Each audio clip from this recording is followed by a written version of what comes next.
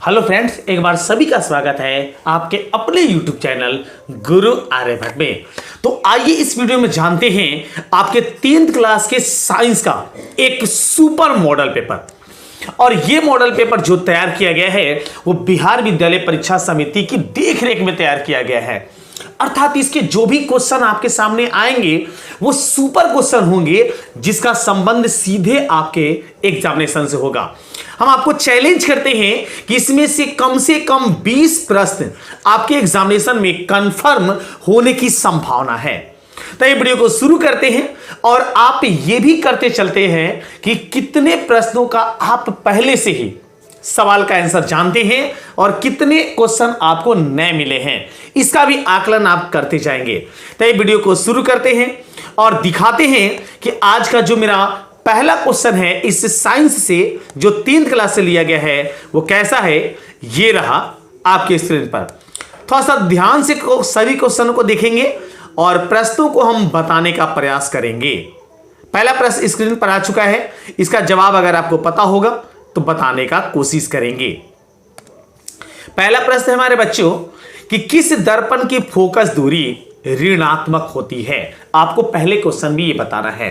Option 4 मिलेंगे, समतल दर्पण, अवतल दर्पण, उत्तल दर्पण या इनमें से कोई नहीं। तो हम आपको बता दें कि दर्पण जिसकी फोकस दूरी ऋणात्मक होती है उसका नाम है अवतल दर्पण। याद रखिए, यह बात अगर दर्पण से पूछा जाए तो भी सही है और अगर आपसे लेंस से पूछा जाए बच्चों तो यह भी सही है। अर्थात अवतल में लेंस हो या दर्पण दोनों की फोकस दूरी ऋणात्मक होती है। मतलब मेरे पहले क्वेश्चन का सही आंसर होगा ऑप्शन नंबर बी। चलिए इसके बाद देखते हैं आज का दूसरा क्वेश्चन और इसका सवाल का जवाब देने का हम प्रयास करते हैं। प्रश्न क्या है बच्चों, तो दर्पण की फोकस दूरी f और वक्रता त्रिज्या r में संबंध क्या है।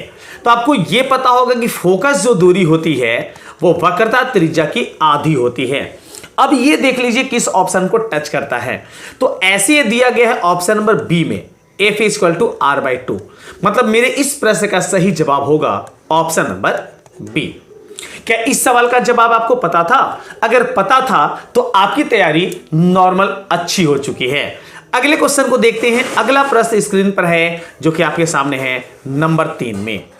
प्रश्न क्या है बच्चों, तो सामान्य दृष्टि के लिए स्पष्ट दृष्टि की न्यूनतम दूरी कितनी होती है। तो सामान्य दृष्टि की जो न्यूनतम दूरी होती है स्पष्ट दृष्टि की यह लगभग होता है 25 सेंटीमीटर। मतलब इस प्रश्न का सही जवाब होगा ऑप्शन नंबर बी। साथ ही हम आपको बता दें कि अगर यह सवाल आपसे पूछा गया होता कि दूर बिंदु कितना है तो आप इसका सही जवाब देते कि दूर बिंदु जो होता है वो अनंत होता है। इस बात का भी ध्यान रखेंगे।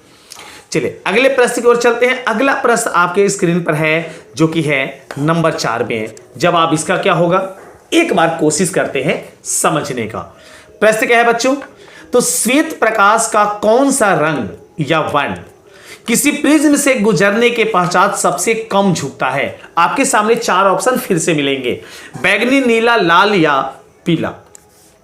तो आपको अगर याद होगा कि अगर इस तरीके से प्रिज्म में प्रकाश जब गुजारा जाता है तो सबसे निचले हिस्से में जो आता है बाबू ये आता है आपका बैगनी और सबसे ऊपर वाले हिस्से में आता है रेड। अर्थात सबसे कम कौन झुका, सबसे कम झुका है कौन सा, तो सबसे कम झुका है ये रेड वाला। मतलब इस सही जवाब होगा ऑप्शन नंबर सी अर्थात लाल। बढ़ते अगले क्वेश्चन में। अगला प्रश्न स्क्रीन पर दे है, ध्यान से देखिए और इसका जवाब अगर पता होगा तो कमेंट में जरूर बताइए। प्रश्न क्या है, तो मानव आंख की रेटिना द्वारा बनाई गई छवि कैसी होती है।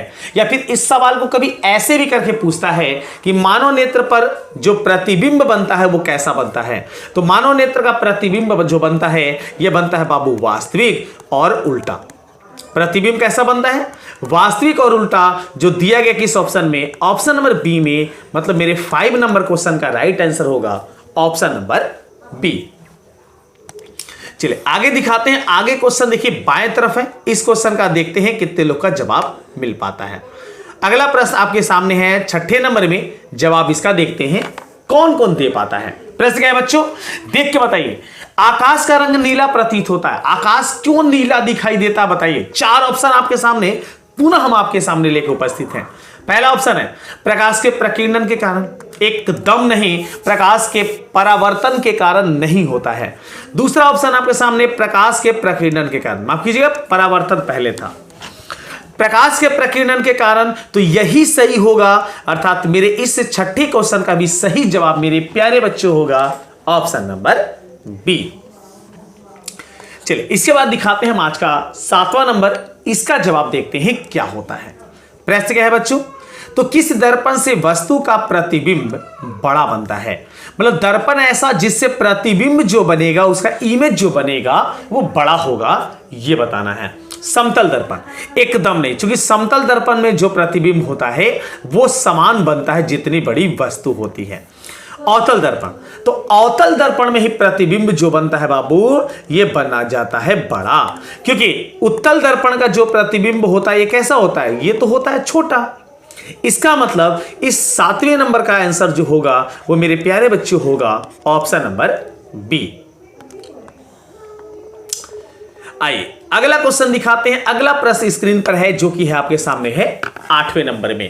प्रश्न क्या है बच्चों, तो निम्नलिखित में कौन सा लेंस निकट दृष्टि दोष को ठीक करने के लिए उपयोग किया जाता है। एकदम ऐसे ही क्वेश्चन आपके एग्जामिनेशन में होने वाले हैं। अगर इन सभी का जवाब आपको पता चल पा रहा है ना, एकदम पक्का मान लीजिए आप आराम से 80 प्लस करके आएंगे अपने एग्जामिनेशन में प्रैक्टिकल को सम्मिलित करके। कौन सा लेंस निकट दृष्टि दोष ठीक करने के लिए, तो निकट दृष्टि दोष के लिए होता है अवतल लेंस, जो दिया गया किस ऑप्शन में, सी ऑप्शन में। याद रखेंगे उत्तल लेंस जो होता है दीर्घ दृष्टि या दूर दृष्टि के लिए होता है, मतलब दूर दृष्टि के उपयोग के लिए होता है। समतलोत्तल ये किसी लेंस का प्रयोग दृष्टि दोष में नहीं किया जाता है।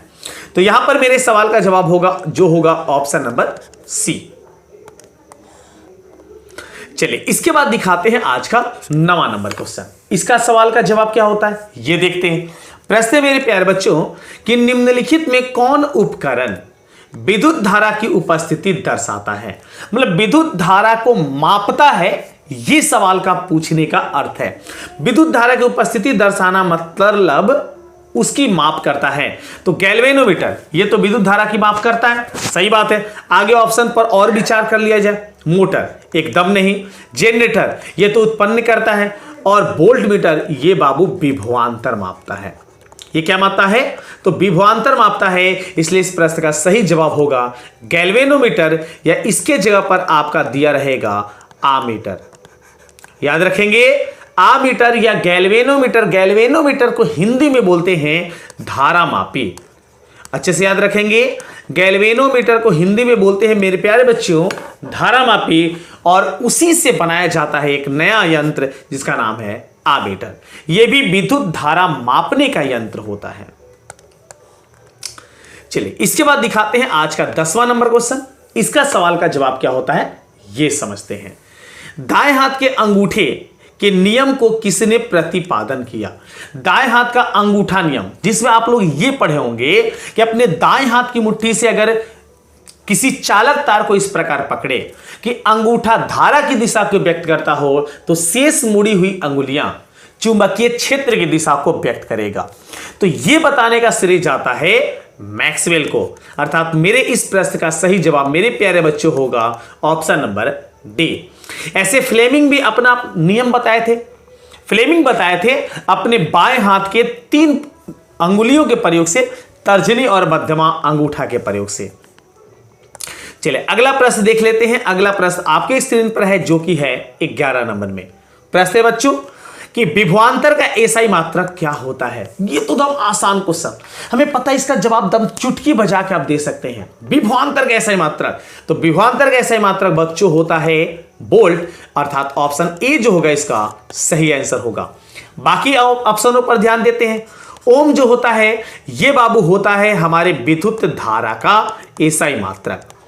अच्छे से याद रखेंगे, विद्युत धारा का एसआई मात्रक ओम होता है, सॉरी विद्युत धारा का नहीं, माफ कीजिएगा थोड़ा सा, ओम जो होता है प्रतिरोध का एसआई मात्रक होता है, और विद्युत धारा का जो मात्रक होता है वो होता है आपका एम्पियर। और कुलम जो होता है बाबू ये होता है आपके आवेश का मात्रक। तो इस तरीके से चारों के चारों मात्रक हम आपको बता दिए, ध्यान रखिएगा, नहीं तो स्क्रीनशॉट आप ले सकते थे। चलिए आगे है आपके सामने बाबू मेरे 12 नंबर क्वेश्चन, इसका जवाब देखते हैं क्या होता है, क्या पता है, कमेंट में जरूर बताते रहिएगा। निम्नलिखित में किस संयोजन द्वारा प्रतिरोध का मान बढ़ता है? मतलब किस क्रम में प्रतिरोधों को जोड़ेंगे तो प्रतिरोध जो होगा ये बड़ा होगा, ये प्रतिरोध का जो मान होगा ये हमारा बड़ा होगा। तो याद रखें कि जब श्रेणी क्रम में हम जोड़ते हैं प्रतिरोधों को, क्योंकि श्रेणी क्रम में कैसे जोड़ते हैं, R का मान जोड़ते हैं R1 plus R2 plus R3 करके, ऐसे करके। तो जब सारे प्रतिरोध जुड़ेंगे दम लगातार तो बढ़ेगा ही ना। इसका मतलब ये मेरे प्यारे बच्चों कि 12 का सही आंसर होगा ऑप्शन नंबर ए, अर्थात श्रेणी क्रम संयोजन। चलिए आगे हैं आपके सामने 13 नंबर क्वेश्चन को लेके जवाब इसका देखते हैं क्या होता है। प्रश्न है कि चुंबकीय बल रेखा की प्रकृति कैसी होती है? चुंबकीय बल रेखाएं कैसी होती हैं? आपके सामने ऑप्शन प्रस्तुत है इस तरीके से चार्ट। तो चुंबकीय बल रेखाएं जो होती हैं, जैसे आप पढ़े होंगे कि कोई अगर चुंबक नॉर्थ और साउथ होता है तो नॉर्थ से कुछ बल रेखाएं निकलती हैं और जाके ऐसे साउथ में प्रवेश कर जाती हैं। और ये जो बल रेखाएं होती है ये काल्पनिक होता है, इसकी कल्पना केवल की गई होती है। मतलब इस प्रश्न का मेरे प्यारे बच्चों सही जवाब होगा ऑप्शन नंबर ए, काल्पनिक। चलिए अगला प्रश्न आपकी स्क्रीन पर है जो कि है 14 नंबर में सवाल का, देखते हैं जवाब क्या होता है। प्रश्न क्या है बच्चों? तो 1 किलोवाट घंटा किसके बराबर है? ये देखिए कई बार आपके एग्जामिनेशन में पूछा गया है और ऐसे ऐसे क्वेश्चन को जब देखते हैं ना तो लगता है कि एकदम आपको सिखाने में मजा आ रहा है, जुनून भर जाता है आपको बता के। 1 किलोवाट घंटा का वैल्यूएशन आपको होता है बाबू, वो होता है 3.6 गुना 10 का पावर 6 जूल, जो दिया गया किस ऑप्शन में? ऑप्शन नंबर सी में। अर्थात इस प्रश्न का सही जवाब होगा ऑप्शन नंबर सी। ऐसे याद रखेंगे कि किलोवाट घंटा को दर्शाते हैं kWh से, और ये एसआई मात्रक किसका होता है? सॉरी, ये मात्रक होता है ऊर्जा का व्यवहारिक मात्रक। आइए 15 को दिखाते हैं, 15 का जवाब देखते हैं क्या होता है। प्रश्न क्या है? तो नवीकरणीय ऊर्जा का स्रोत क्या है? 4 ऑप्शन है आपके सामने जो दिए गए हैं, उसमें नवीकरणीय का स्रोत बताना है कौन सा है। नाभिकीय ऊर्जा? एकदम नहीं, नाभिकीय ऊर्जा तो नवीकरणीय हो ही नहीं सकता है क्योंकि इसमें यूरेनियम का प्रयोग किया जाता है। सौर ऊर्जा, हाँ यही नवीकरणीय स्रोत होगा क्योंकि ये पुनः प्राकृतिक रूप से बनाई जा सकती है। नवीकरणीय ऊर्जा स्रोत किसको बोलते हैं? तो जिस ऊर्जा के स्रोत को प्राकृतिक रूप से पुनः पूर्ति कर दी जाती है वैसे ऊर्जा को हम कहते हैं बाबू नवीकरणीय ऊर्जा के स्रोत। इसलिए इस प्रश्न का सही जवाब होगा ऑप्शन नंबर बी। आगे ध्यान भी नहीं देना आपको। आइए दिखाते हैं आज को 16 नंबर क्वेश्चन। कौन सा लेंस अपसारी लेंस भी कहा जाता है, आपको यह बताना है। और यहां देखिए 4 ऑप्शन मिलेंगे आपके, अवतल लेंस, उत्तल लेंस, दोनों या इनमें से कोई नहीं है। तो 16 के बारे में अगर आप जवाब दें तो अपसारी लेंस बाबू कहते हैं अवतल लेंस को। मतलब मेरे इस प्रश्न का सही जवाब मेरे प्यारे बच्चों होगा ऑप्शन नंबर ए। आप कितना जानते हैं जरूर कमेंट करते जाइएगा क्योंकि आपके इसी कमेंट से हमें यह अनुमान लग पाता है कि आपकी तैयारी कितनी हो चुकी है और आप कितना तैयार हैं इस बार के 14 फरवरी युद्ध लड़ने के लिए। प्रकाश का प्राथमिक वर्ण कौन सा है? तो प्राथमिक वर्ण में 3 नाम आते हैं बाबू, याद रखना। एक आता है लाल, दूसरा आता है हरा और तीसरा बाबू आता है नीला। अब देखिए लाल हरा नीला, लाल सही है, नीला भी दिया हुआ है और हरा भी दे दिया है ऑप्शन में। इसका मतलब मेरे प्यारे बच्चों इसका सही जवाब होगा ऑप्शन नंबर डी, उपयुक्त सभी। इसी के साथ हम आपको दिखाते हैं आज का 18 नंबर प्रश्न को। निम्नलिखित में कौन नेत्र का रंगीन भाग है? तो नेत्र में जो चमकीला या रंगीन भाग होता है मेरे प्यारे बच्चों वो होता है आपका, कौन सा होता है? तो वो आपका होता है कॉर्निया। मतलब इस प्रश्न का सही जवाब 18 का मेरे प्यारे बच्चों होगा ऑप्शन नंबर ए। चलिए आगे है आपके सामने 19 नंबर। इसका देखते हैं जवाब किसको पता है। 1 HP बराबर है, 1 HP कितना बराबर है, तो 1 HP का मान होता है 746 वाट। देखिए किसमें है, तो ये दिया गया ऑप्शन नंबर ए में 19 का मेरे प्यारे बच्चों सही जवाब होगा ऑप्शन नंबर ए। चलिए 20 में आ गए हैं, 20 बताइए कौन बताएगा, देखते हैं। विशालक शीशा होना चाहिए था, थोड़ा सा यहां पर मिसप्रिंटिंग हो गया है, देख लीजिएगा। विशालक शीशा या फिर मैग्नीफाइंग ग्लास होता है किस लेंस या किस दर्पण से बना होता है, आपको यह बताना है। तो विशालक जो शीशा है, विशालक शीशा का मतलब यह हुआ कि जो विशाल अर्थात बड़ा प्रतिबिंब बनाता है वो लेंस बताइए। तो वो बाबू लेंस जो है वो उत्तल लेंस है, क्योंकि उत्तल लेंस में जो प्रतिबिंब बनता है वो बड़ा बनता है और अवतल लेंस में जो प्रतिबिंब बनता है वो छोटा बनता है।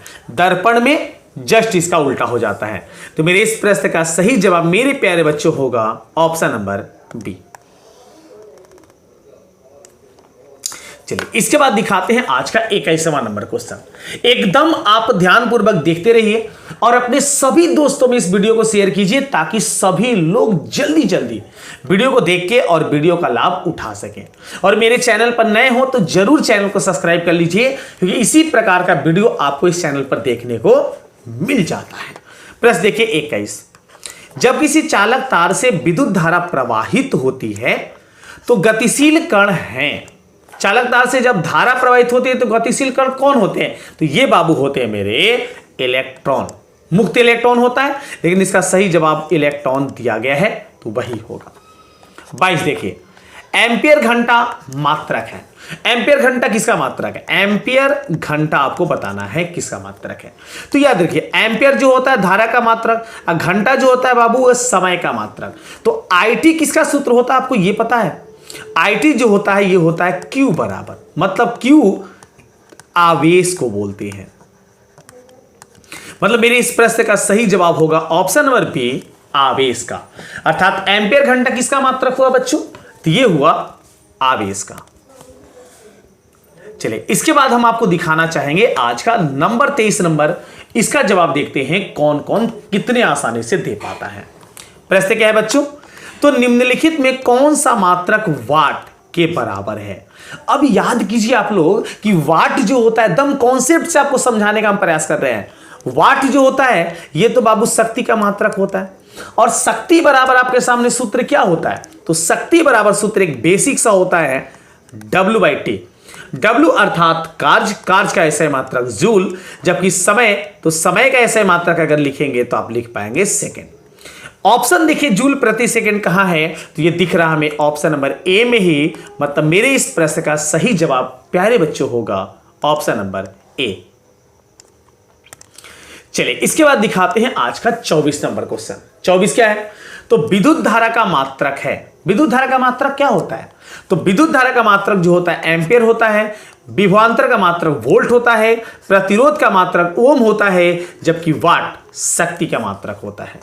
25 देखिए, ग्लोबल वार्मिंग के लिए उत्तरदायी गैस कौन है। ग्लोबल वार्मिंग जिसको हम लोग ग्रीन हाउस प्रभाव के नाम से भी जानते हैं, इसे याद रखेंगे, इसे हम लोग ग्रीन हाउस के नाम से भी जानते हैं।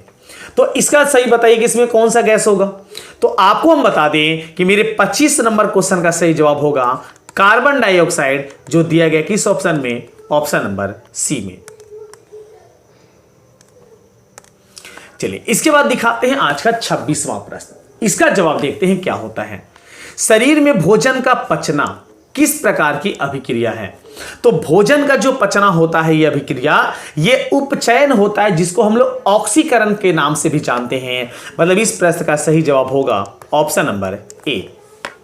27 देखिए, कली चूना पर जब जल डाला जाता है तब अभिक्रिया होती है। याद रखेंगे कली चूना पर जब जल डालते हैं तो देखते होंगे चूना जो होता है वो उबलने लगता है और वो धीरे धीरे पाउडर के रूप में बदलने लगता है।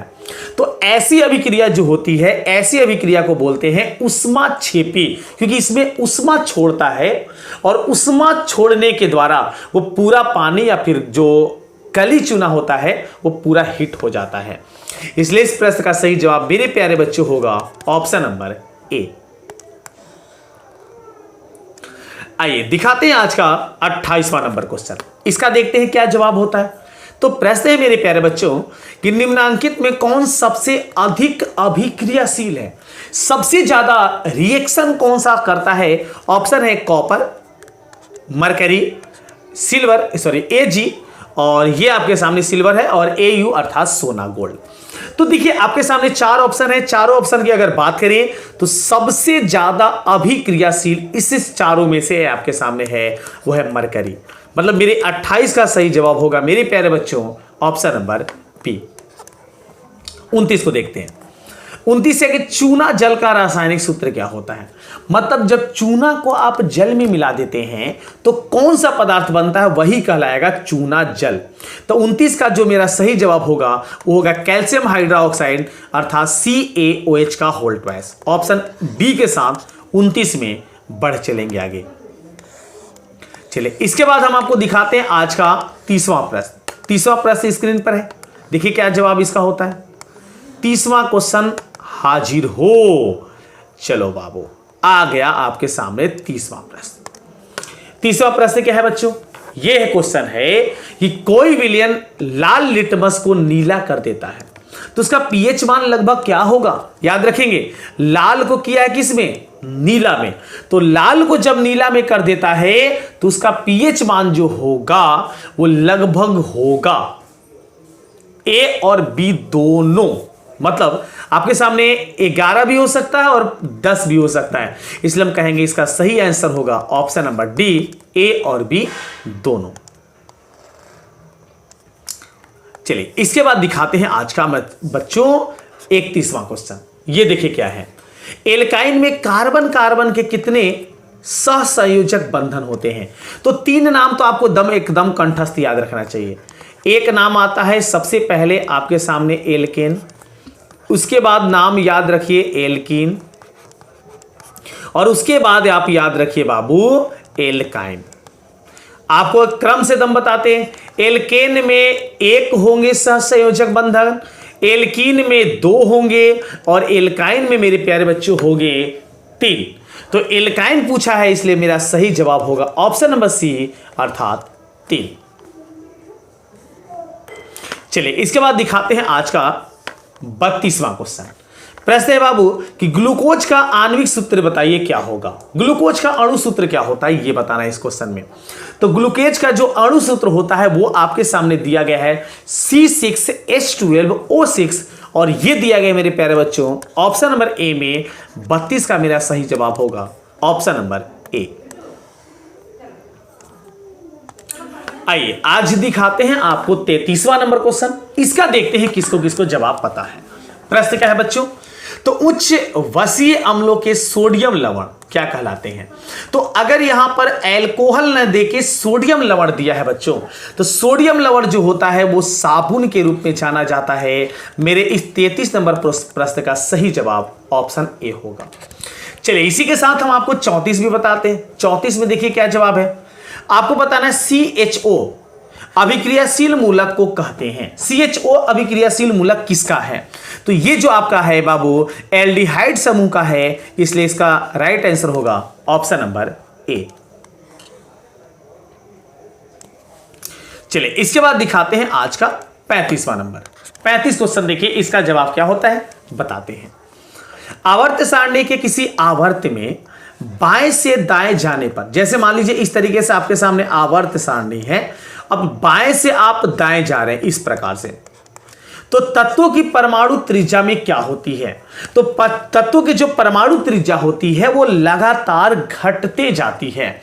और ये ऑप्शन देखने को कहां मिल रहा है? ये ऑप्शन देखने को मिल रहा है ऑप्शन नंबर ए में। मेरे इस प्रश्न का सही जवाब मेरे प्यारे बच्चे होगा ऑप्शन नंबर ए। चलिए दिखाते हैं आज का 36वां नंबर क्वेश्चन। इसका सवाल का देखते हैं क्या जवाब होता है। प्रश्न क्या है? तो निम्नांकित तत्वों को उनके आधातु गुण के अनुसार बढ़ते क्रम में सजाइए। मतलब आधातु गुण जो है उसको बढ़ते क्रम में, जिसका आधातु गुण कम है वो सबसे पहले, और जिसका आधातु गुण ज्यादा है उसको सबसे अंतिम में। इस प्रकार से आपको इन तत्वों को सजाना है।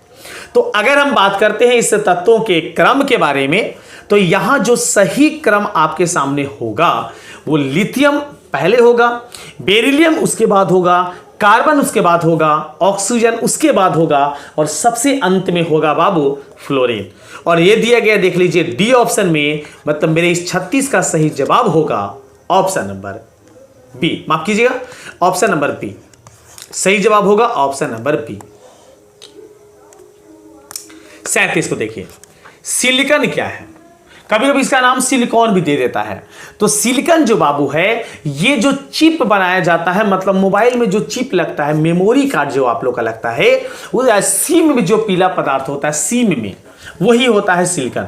और ये एक प्रकार का उप धातु है, इसलिए इस प्रश्न का सही जवाब होगा ऑप्शन नंबर सी। चलिए 38 में आ गए हैं।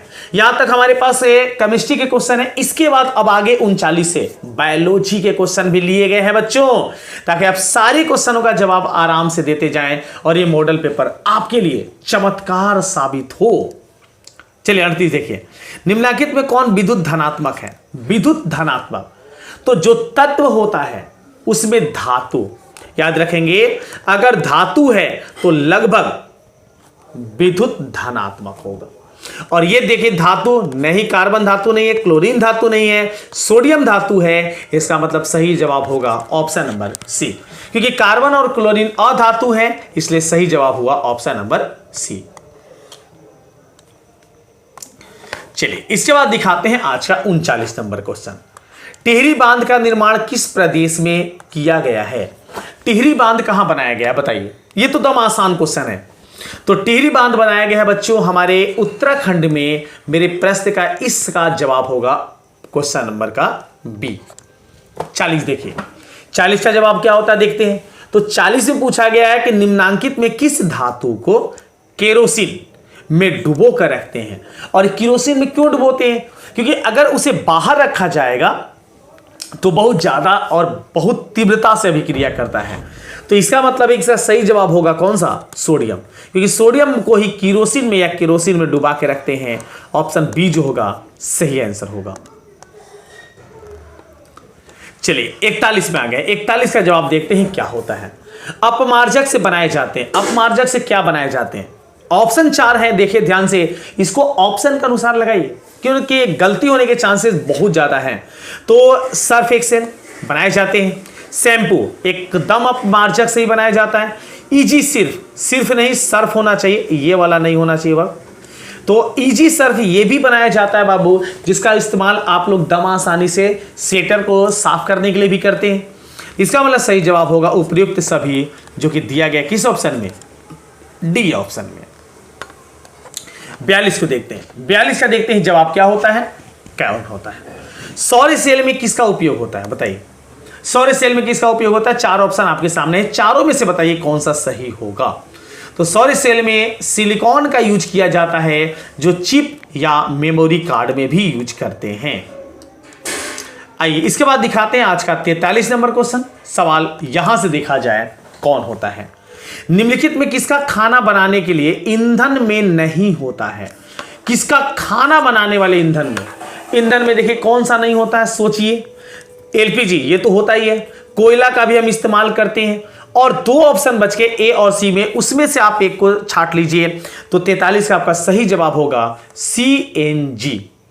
वाहन चलाने के रूप में प्रयोग किया जाता है। मतलब मेरे इस प्रश्न का सही जवाब होगा ऑप्शन नंबर ए, क्योंकि बायोगैस का प्रयोग भी खाना बनाने या फिर ईंधन के रूप में किया जाता है। चलिए इसके बाद देखते हैं 44 नंबर। ये क्या क्वेश्चन है? तो आपके सामने एक रासायनिक अभिक्रिया दिया गया है, आपको बताना है ये कौन सा रासायनिक अभिक्रिया है। तो देखिए यहां कॉपर के साथ ये ऑक्सीजन मिल गया, मतलब ऑक्सीजन का संयोग हुआ। तो जिस रासायनिक अभिक्रिया में ऑक्सीजन का संयोग होता है उसे ऑक्सीकरण के नाम से जानते हैं। मतलब मेरे प्यारे बच्चों इसका सही जवाब होगा ऑप्शन नंबर ए। 45 देख लीजिए।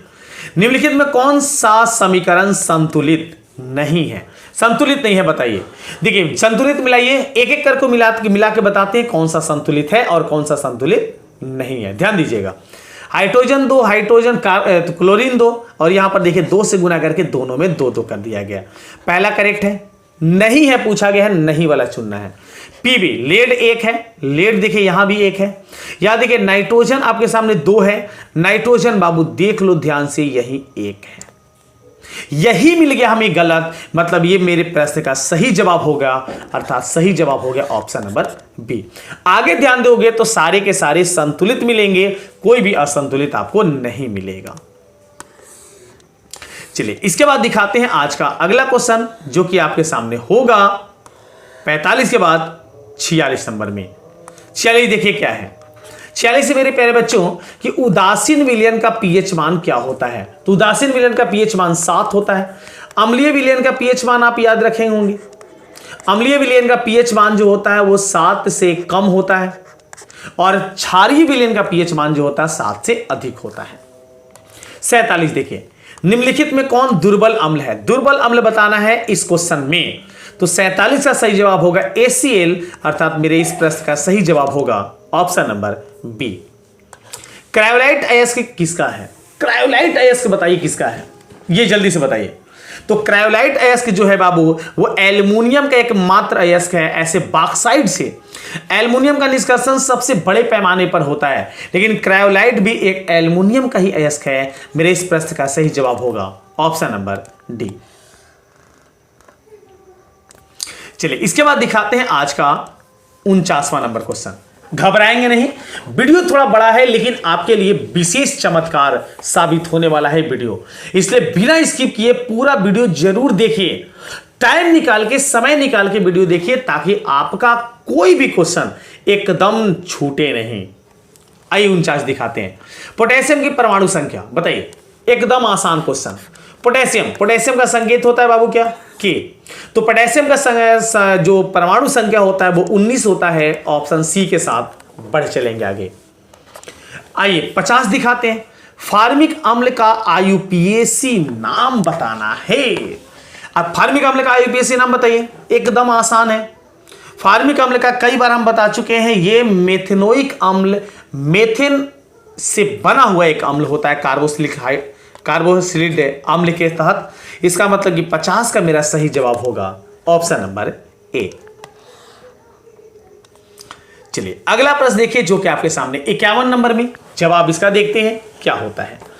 आपको बताना है कि इथाइल अल्कोहल का अणु सूत्र बताइए। इथाइल अल्कोहल, तो इथाइल अल्कोहल जो है अल्कोहल समूह का है, और इथाइल को अगर क्रम से गिने तो मीथेन के बाद आपको आता है बाबू एथेन, और एथेन के बाद आता है आपके पास प्रोपेन, और यही एथेन से बना हुआ आपका एथाइल, अर्थात दूसरे नंबर का हाइड्रोकार्बन है, मतलब C2H5OH होगा। और ये दिया गया किस ऑप्शन में, ऑप्शन नंबर सी में, अर्थात मेरे इस प्रश्न का सही जवाब ऑप्शन सी होगा। एल्काइन कौन है। एल्काइन देखिए, एल्काइन का सामान्य सूत्र आप पढ़े होंगे CnH2n, यही होता है, और इसमें 2 घटाया जाता है। अब इसके अनुसार देखिए कौन सा सही है। तो इसके अनुसार हमें देखने से लग रहा है ए ऑप्शन सही है, मतलब मेरे प्रश्न का सही जवाब होगा ऑप्शन नंबर ए। चलिए इसके बाद दिखाते हैं आज का 53 नंबर क्वेश्चन। इसका सवाल का जवाब क्या होता है ये बताइए फटाफट। चीनी का रासायनिक सूत्र बताइए जल्दी से फटाफट कि चीनी का रासायनिक सूत्र क्या होता है। आपके सामने ये जो दिया गया ए ऑप्शन में, ये देखिए ग्लूकोज का है, अभी थोड़ा देर पहले इसका डिस्कस कर चुके हैं हम लोग। और चीनी होता है C12H22O11, और ये दिया गया मेरे प्यारे बच्चों ऑप्शन नंबर बी में। 53 का सही जवाब ऑप्शन बी होगा। अगर वीडियो मन से पूरी क्वेश्चन को देख लिए तो पक्का चैलेंज है, 20 क्वेश्चन आपके एग्जामिनेशन में डायरेक्ट, एकदम डायरेक्ट होगा, एकदम कंठस्थ कर लीजिए इसको। एसिटिलीन में कार्बन कार्बन के बीच सहसंयोजक बंधन की संख्या कितनी होती है।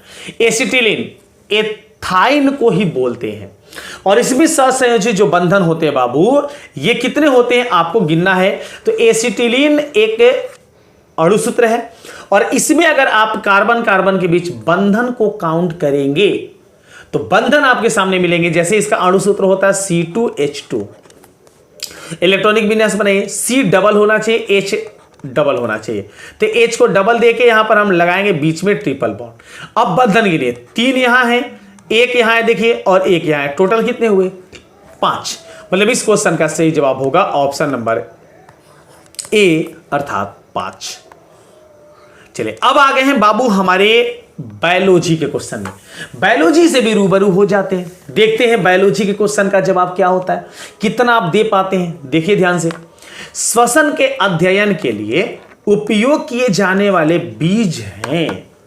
श्वसन के अध्ययन के लिए उपयोग किए जाने वाले बीज कौन से हैं, मतलब श्वसन को समझने के लिए बीज कौन सा उपयोग किया गया था। ऑप्शन यहां 4 मिलेंगे और इस 4 ऑप्शन के आधार पर सही जवाब होगा सूखे बीज। मतलब इस प्रश्न का मेरे प्यारे बच्चों सही जवाब होगा ऑप्शन नंबर ए। चलिए दिखाते हैं आपको 56 नंबर प्रश्न क्या है। तो मानव वृक्क किस प्रणाली का एक हिस्सा है। मानव वृक्क जो होता है, जो किडनी के नाम से भी जाना जाता है, यह किस तरीके का कार्य करता है यह बताना है। पोषण का, श्वसन का, उत्सर्जन का बाबू, या फिर परिवहन का। तो 56 का मेरा सही जवाब होगा वो हो जाएगा उत्सर्जन का। मतलब इस प्रश्न का सही जवाब देंगे ऑप्शन नंबर सी। आइए अगला प्रश्न दिखाते हैं। अगला प्रश्न स्क्रीन पर है बाबू, जो दिख रहा होगा आपको 57 नंबर में। प्रश्न क्या है, तो प्रश्न है कि पौधों में जाइलम निम्नलिखित में किसके परिवहन के लिए जिम्मेदार है। तो देखिए जाइलम को हम कई बार आपको ठीक से बता दिए, जाइलम जो है वो जल का वाहक है। अच्छे से याद रखेंगे, जाइलम में ज मिलता है और जल में भी आपको ज मिलता है। जबकि अगर ये नाम आपके सामने फ्लोएम होता तो फ्लोएम जो बाबू है ये खनिज लवण या ऐसे कह सकते भोजन का वाहक है, जो पेड़ पौधे का भोजन होता है। तो जाइलम पूछा गया है तो जल का वाहक, जल नहीं दिया गया, ऑप्शन दिया गया पानी। पानी और जल एक ही होता है, जानते होंगे, इसलिए इसका क्वेश्चन का आंसर ऑप्शन ए होगा।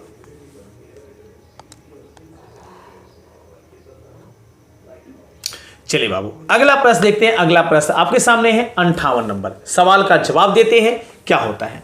श्वसन के दौरान कौन सी गैस निकलती है। एकदम आसान, एकदम आसान, आसान का बाप है ये, एकदम इसको बताइए।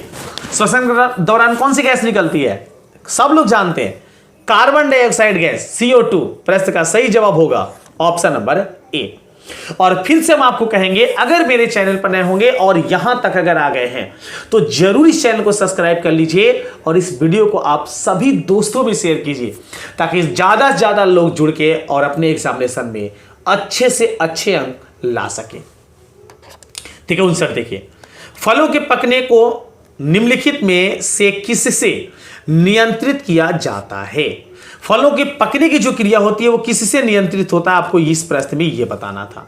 ऑप्शन है ऑक्सीजन, जिबरेलिन्स, इथिलीन या फिर साइटोकाइनिन। तो बता दें बच्चों, इसका सही जवाब आपका होगा वो होगा एथिलीन, ऑप्शन नंबर सी। मेरे इस प्रश्न का सही जवाब होगा ऑप्शन नंबर सी। चलिए आगे हैं आज के अंतिम क्वेश्चन की ओर। और अंतिम मेरा आज का क्वेश्चन है जो कि आपके सामने है 60वें नंबर में। और मेरा अंतिम प्रश्न HW में होता है, होमवर्क में होता है। अगर वीडियो यहां तक देखे हैं तो इसका कमेंट में जवाब जरूर बताइए। यदि मेरे चैनल पर नए हो तो जरूर चैनल को सब्सक्राइब कर लीजिए। मिलते हैं अगले वीडियो में कुछ और नए टॉपिक के साथ। तब तक सभी को वंदे मातरम।